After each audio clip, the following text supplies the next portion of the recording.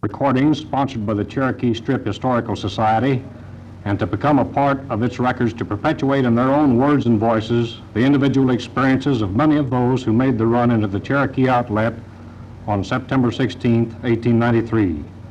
This third recording is by Ed Stinnett and is being recorded this 4th day of August, 1951 in Enid, Oklahoma. Mr. Stinnett was born November 15, 1872 in Tom Green County, Texas. He lived there with his parents, G.W. Stinnett and Elizabeth Harris Stinnett, who were, in his words, cow people, until he was 11 years of age, at which time he drove cattle with his father up the Chisholm Trail to Honeywell, Kansas. He returned to his home in Texas when he was 13, and later in the year 1889, he came with his mother to Old Oklahoma, where she took a town lot in Guthrie in the opening of that country. Mr. Stinnett then punched cattle in the Cherokee Outlet until it was open for homesteaders, at which time he made the run from a point near Orlando, Oklahoma, and settled on his claim near Perry, on the northeast quarter of Section 32, Township 23 North, Range 2 East. He married Alice Brewer, who also had taken a home in the run, in March 1895, with whom he now resides in their home at 525 South Monroe in Enid. They have 4 children: May Sexton, Washington, D.C., Leo Stinnett, Billings, Oklahoma, Earl Wayne Stinnett, who is now retired from the Army and living in Denver, Colorado, Chester Stinnett, attorney for the Lyons Oil Company, El Dorado, Kansas.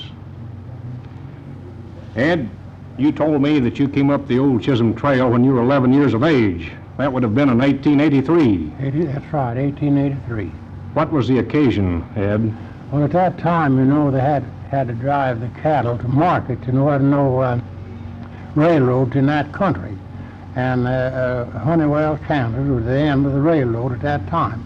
So they drove the cattle there for shipping. My father was, he come up with 6,000 head.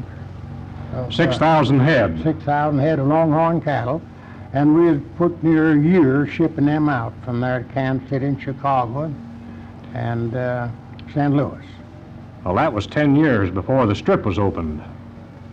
Just about 10 years before the strip was opened. Where did you start from in Texas? Well, we started from my father's ranch in Tom Green County, Texas. That's in eastern Texas, is it not? No, it's down on the coast, down close to Old Mexico. Close to Old Mexico? Yeah. What did the Chisholm Trail look like in those days, Ed? Well, the Chisholm Trail was just a wagon road, of course, where Jesse Chisholm hauled freight to the soldiers, you know. However, the Chisholm Trail itself, where they drove the cattle, was about 10 miles wide, and there was a fence on each side of that road. And that road is where they would drive their old chuck wagons up the road, and the cattle, they'd drive the cattle, would lead in front of this chuck wagon. And it was about, some places, a little wider than that, where they used the rivers for fences, while it was a little wider. But as a rule, that Chisholm Trail from Abilene, Kansas to Abilene, Texas to Abilene, Kansas was about that distance apart from the wagon road, 5 miles on each side. Well, it wasn't fenced all the way up, was it, Ed? Well, mostly all the way up. It was through the territory, and of course in Texas it's free range in that country, and it taken more cowboys to drive cattle in Texas than did in Oklahoma, because they didn't have it fenced in there on account of that being free range. However, some parts of Texas, why, what they call the old nesters was settling in there, and we'd have trouble coming up the trail. Well, at that time, the freighting road was pretty well defined. It was quite a road, wasn't it? Well, Harry, I'll tell you, that road was a great road, and I know it from history from years and years. Yes, it was a road that, in fact, it come from Kansas City to, that went on to below Abilene, Texas. But that was the only wagon road through the whole country at that time. As I understand, the trail was fenced 5 miles on each side of the old road, isn't that true? That's true, Harry.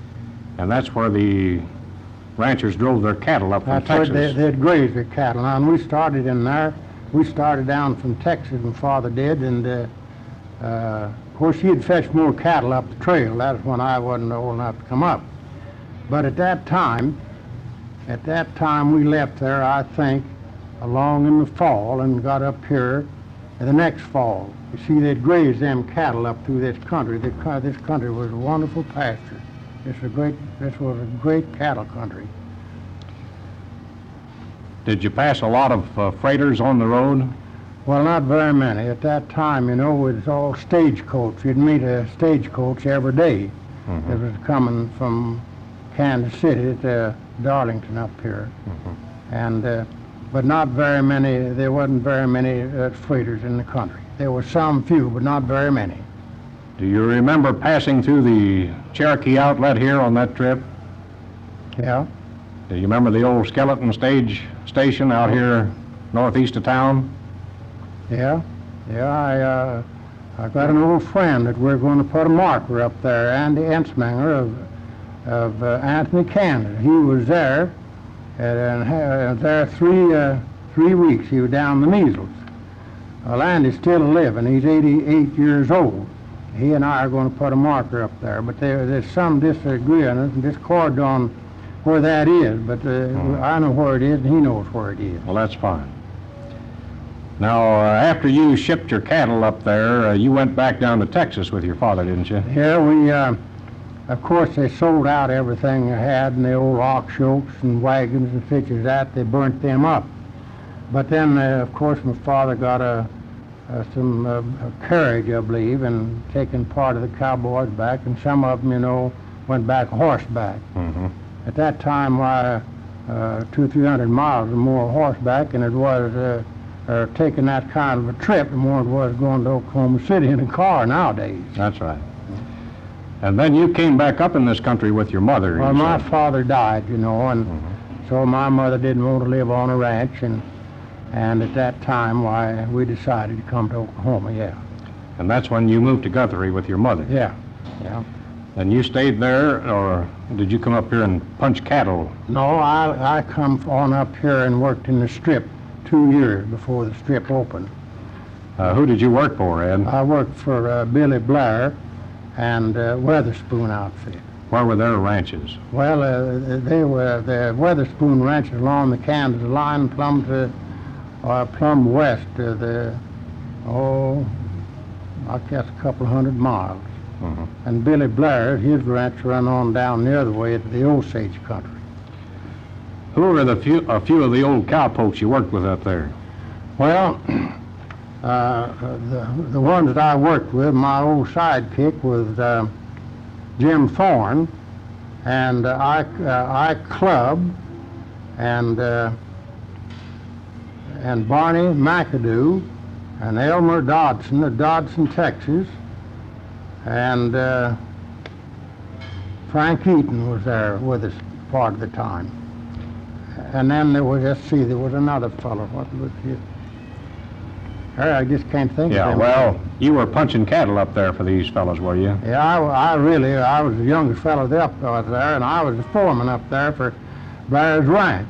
And of course, these older fellows, they just didn't quite like it, but we got along all right. Well, at that time, the Cherokee outlet was a place where a lot of people brought their Texas cattle and fattened them up a little before they drove them on the market. This Cherokee outlet is a place that's about 4 at Enid, that's where the Indians went from the Cherokee Nation to the Colorado hunting. That's what that Cherokee outlet is. Yes, but I mean at that time there were a lot of cattle grazed here. Oh yeah, well sure, thousands and thousands of head of cattle is in this country, you know. And were these ranches fenced at that time, Ed? No, there was no fencing in this country at all. How'd you keep your cattle separate? Well, that's what they had these cowmen in here for. Have to ride the borders all the time? They had to ride the lines, you know, and of course each man had his own brand, and however they'd catch one that wasn't branded, you know what that meant. Yeah. And then you punched cattle here for a while, and then you decided you'd make the run. Is that right? Yeah, I knew all the time I was going to make the run into the strip, and I'd been looking out for a place. That's the reason I had this place spotted where I made the race. I see. And well, they got all the cattle out of here before the day of the race. Oh, there was some few in here. strays that, of course, the fellows made the race, and well, I suppose they used them. Now, you made the race, you said, from down near Orlando. Yeah. How far from Orlando? You know where the spot is today? Where I made the race? Yeah. I can go in 20 feet of it.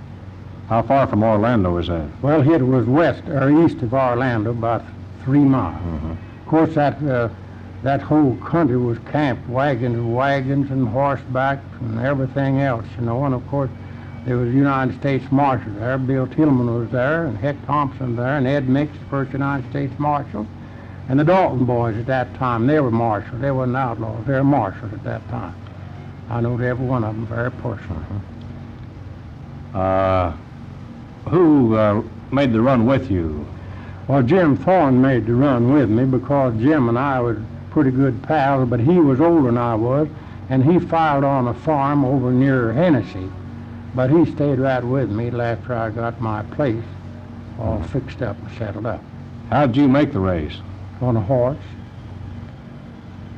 How many people made the race from that place? Could you estimate it? Oh, well, Harry, I'd say 2,000 people. 2,000 people. In every description and every denomination and everything else.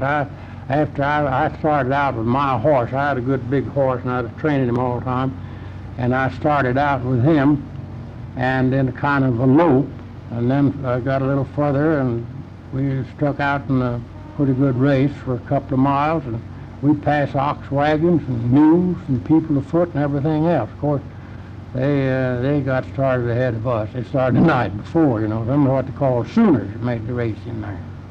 You think there were some Sooners in this, do you? They were, and I'll tell you, Harry, all this good land was contested.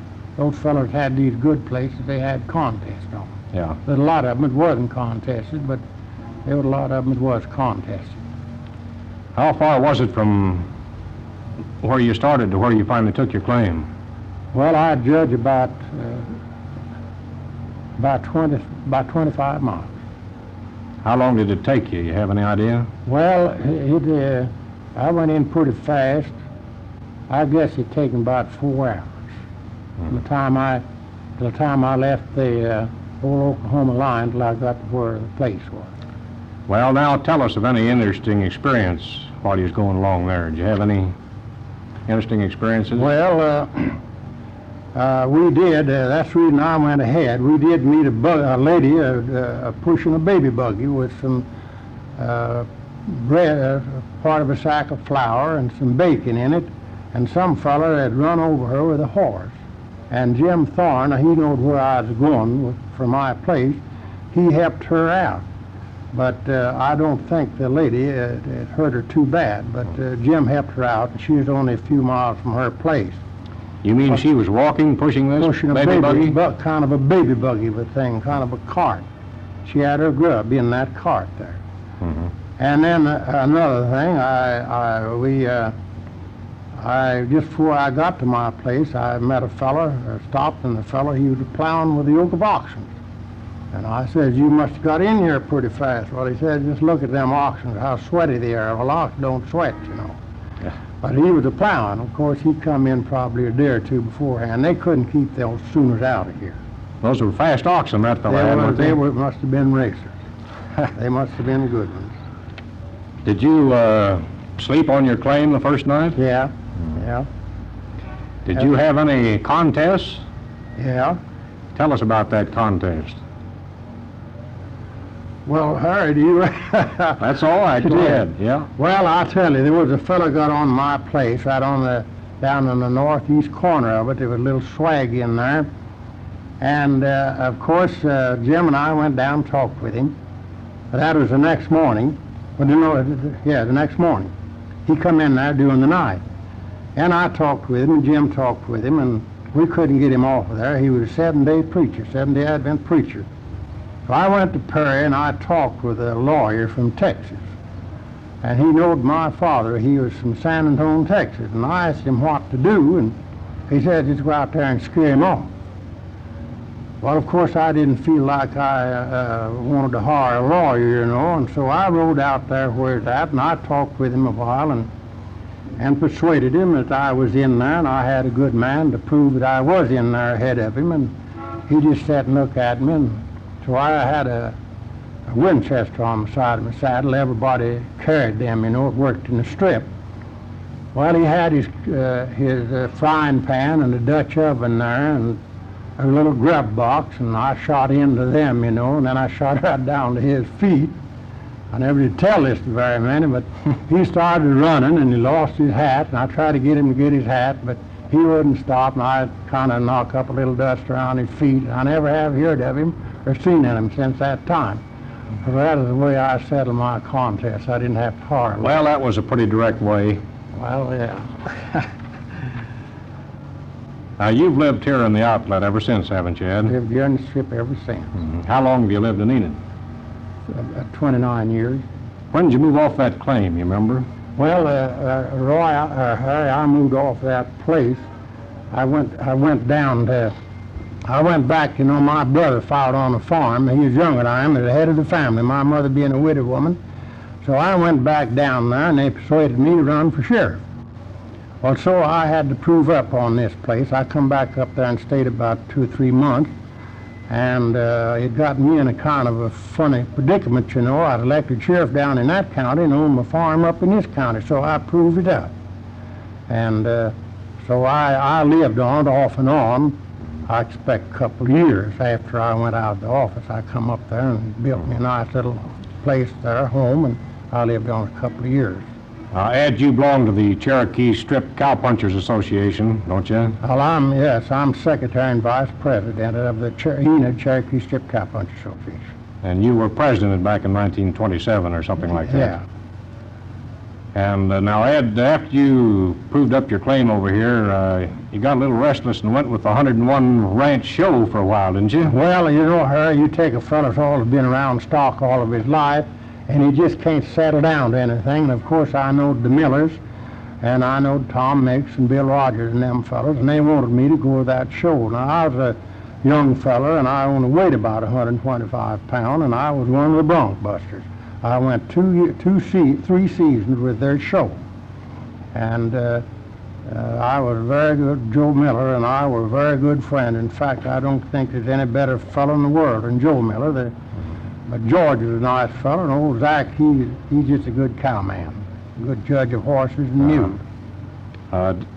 Were you a performer in the show, or No, I just just a bronc buster. Me and we'd have at night. Why then there'd be me and about 8 of us ride. I could tell you some of them, S. and Beasley, and myself and Bill Rogers and Tom Mix. And a few of them would ride that night, you know, and then the next night, or the next day, the next bunch, they had about what they called bronc busters. They had about 28 or 30 of them. That's what I done, doing the bronc busting in the show. And them wild horses during the show time. Well, Ed, much obliged for coming up here today. And I know that you've been very active through the years in keeping this tradition alive here in the Cherokee Outlet, and you're very active this year in keeping the sentiment and the annual celebration going, and the citizens all appreciate that. Well, Harry, I sure do. I do like it, and I want to keep it alive, and I want to do everything I can as long as I live, and I want to, and I never, now this year I never don't care much for notoriety like some of them, but I consented to let you take this. Thank you, Ed.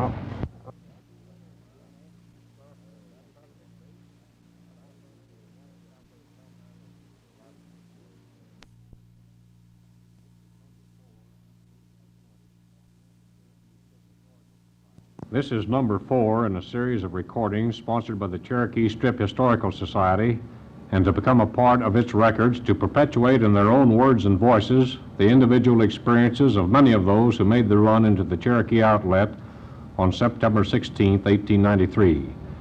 This third recording is by C.E. Mayhew and is being recorded this 10th day of August, 1951 in Enid, Oklahoma. Mr. Mayhew was born in St. Clair County, Missouri, February the 18th, 1870, the son of Abe Mayhew and Theodosia Baltzell Mayhew. The family moved to Kansas when Charlie was 1 year of age and settled at Valley Center, north of Wichita, where they lived till 1877, at which time the family moved to Caldwell. They lived in Caldwell until in 1889, when the father made the run into Old Oklahoma and settled on the school quarter adjoining Kingfisher.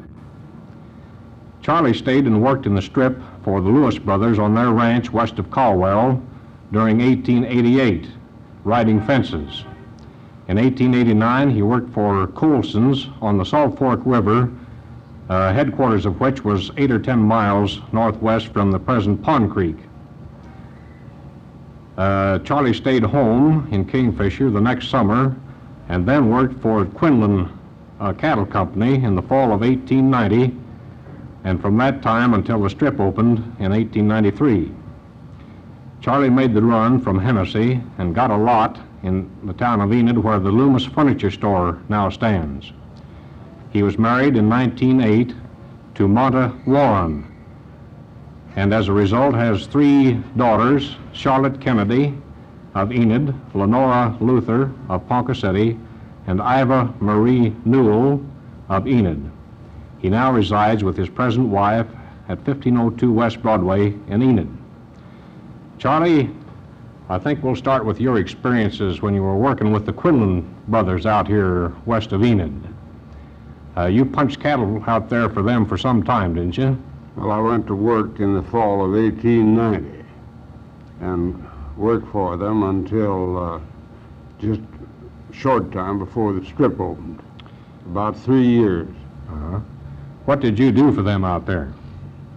Well, we used to, in the fall of the year, they'd usually put about 10,000 head of cattle on the range, on the open range. Now, that is after the fences had all been taken out. And we just ride open lines during the winter. Then when spring come, they'd cut these up into herds of from 10 to 1,200 and move them out into the prairie country, like around Cherokee, Carmen and look, all this northwest country out of Enid. yeah. In fact, we fattened them on the range out in the prairie country, because in the rough country where they wintered, they don't do any good in that country. Now, this ranch, the Quinlan Ranch, extended quite a ways, didn't it? Well, it extended from west of Fairview now, west to the Santa Fe Railroad that runs through Winoka down into Texas. That railroad was there at that time, wasn't it? Yes, that's Santa Fe. And that included some of what we call the Gloss Mountains out there. Yeah, that was the winter range out in the Gloss Mountains. You wintered them up in the hills and then brought them down in the spring to fatten, That's to market. right. That's right. About how many people did they work out there at that time? Well, they usually employed about 50 men. How many cattle do you think they had? Well, they'd put in on the range of a fall, they'd put in from 10 to 12,000 head. And ride open lines, what they called open lines, you know, all winter, just to hold them in them hilly country. And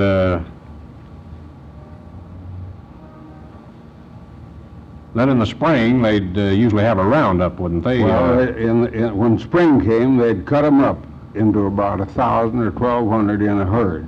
And they'd put 5 men with a herd, bring them out into the flat country, and there we'd graze them and fatten them during the summer, so as to have them ready to ship out in the fall.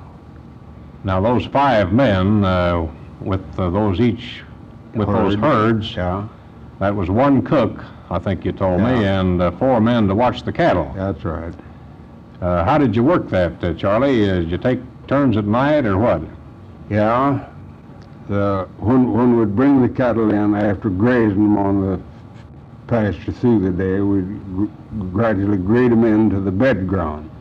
And when we'd get them in on the bed ground, then one fellow would stand guard from, say, up to 10 o'clock.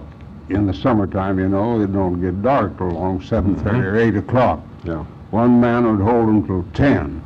Then he'd wake another one up that was sleeping, and he'd hold them till 12. Then he'd call a man, and he'd hold them till 2. And then he'd call another man then, and he'd hold them till spring, until daylight, till sunup, you know. How'd you hold those cattle at night? Well, we'd just bed them down and just ride around them, just ride slow around the herd all night. Did you sing like they do in the movies now? Yeah. They tell me that singing kind of soothed them. Well, is that I right? think it does. I think it does. Well, you were all over this country then before it opened. Oh, yes. Yeah. And I think you told me that this country at that time had very good pasture. Oh, best pasture in the world, you know. There wasn't any better pasture. What was it? Buffalo and bluegrass? Bluegrass. Blue stem, I mean. Blue stem, and this sage grass and buffalo grass. The buffalo grass is what it depended on for winter pasture, you know, mostly. Well, then I take it that from what you've told me that in the winter you just let them run all over the ranch, all over. Then after the spring roundup, you divided them up in herds of 1,000 or 1,200, and the men, 5 men, would take one of those smaller herds and go out to the pasture in the flatlands. Yeah. It'd be now you can take 10 herds. You can figure out how they'd have to be located several miles apart. Yeah.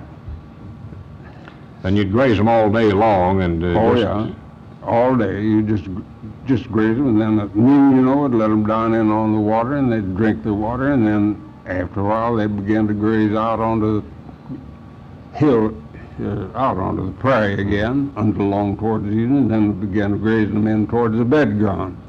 well, the shipping time was in the fall, wasn't it? Yes, sir. Yeah. Where did you ship from mostly at that time? Well, at that time, we shipped mostly from Pond Creek and from what is now North Enid. The Rock Island was through here at that time, wasn't it? Yeah, it was through here. It must, along about 98, I think. 89, you mean? Or 89, yeah. The ranch out there, the Quinlan Ranch, they had a ranch headquarters, didn't they? Well, not after they took the fences all out. I see. They just had a sort of a headquarters, but they didn't have any buildings or anything like that. That was after the fences was all moved and the ranches, that is the headquarter ranches, but they had what they'd call a headquarter ranch, you know, to keep their groceries and stuff like that.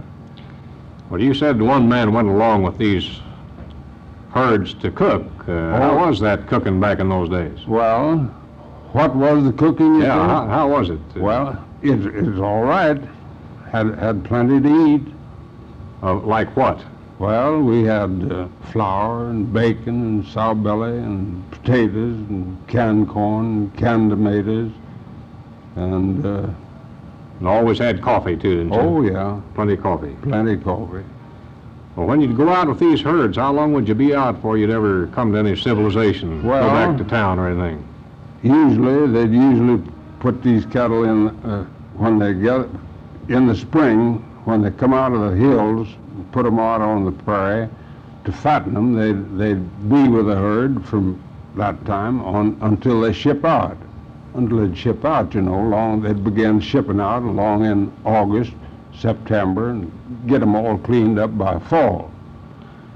Well, these big general roundups you held each spring, all of the ranches around participated in that, didn't they? That was earlier in the game. Now, after that, they didn't have any roundups much. I see. You see, that was the roundups. That was when the whole country was full of cattle. But after they took the fences all out, they didn't have any of those general roundups anymore then. That roundups took place when the whole country was full of cattle. I see. But it was in the spring of the year when you'd round the cattle up, your own cattle, and brand them. Of course, you told me they had steers mostly out where you were. They didn't handle anything but steers. Where'd they get those? They'd get them in Texas. They'd ship them up? They'd ship them up and drive them up. They'd drive some herds up, and most of them they'd ship up on the Santa Fe and unload them at Winoka.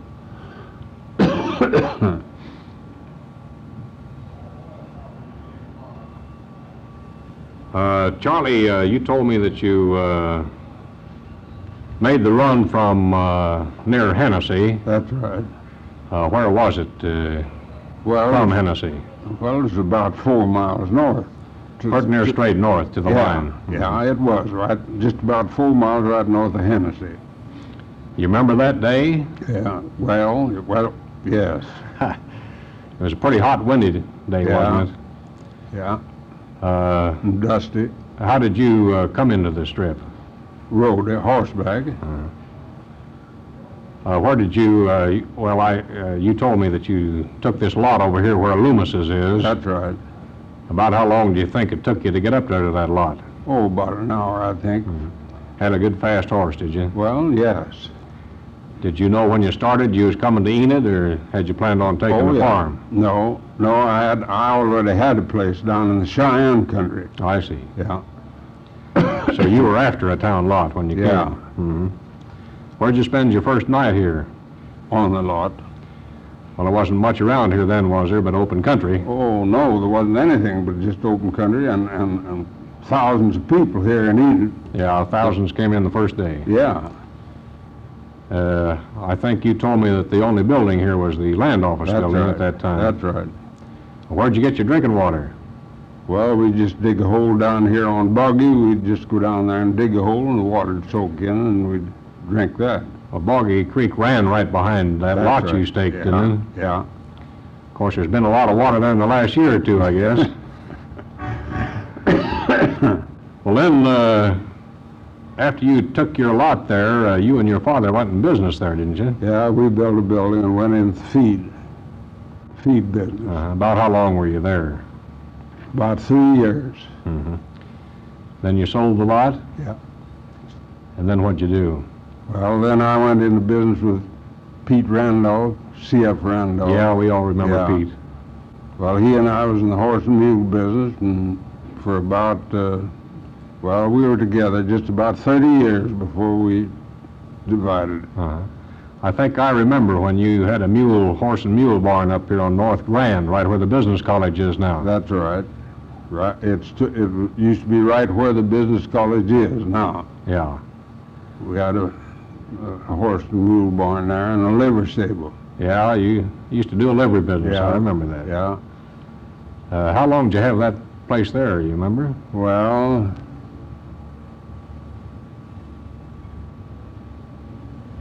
we had it there after we built it until it burned down. Mm-hmm.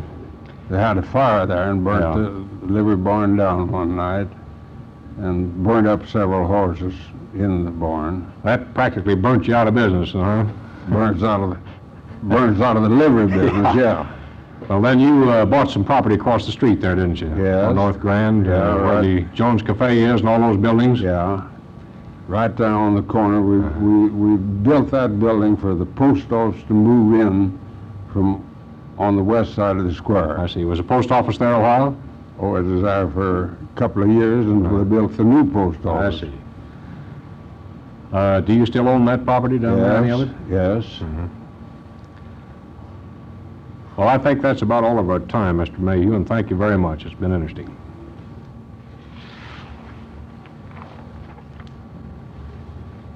That's took up the time, huh? Yeah, that's fine. Good deal.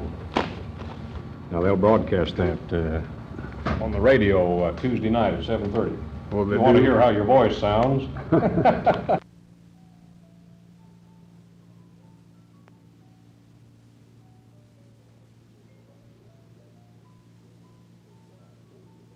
Now, if you figure by arithmetic, the difference between 1 and 2, of course, is 1, because you would take 1 away from 2 and get 1. But this is a riddle and has a trick answer. And so what is the difference between 1 yard and 2 yards is a fence.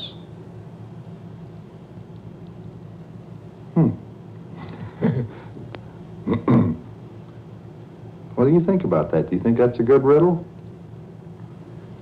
I tell you, it's one of those that doesn't make a whole lot of sense, but I think it's a pretty good answer. And the only way to test it out is to wait until Pop comes home tonight and say, Daddy, what's the difference between 1 yard and 2 yards? And he'll say, I give up.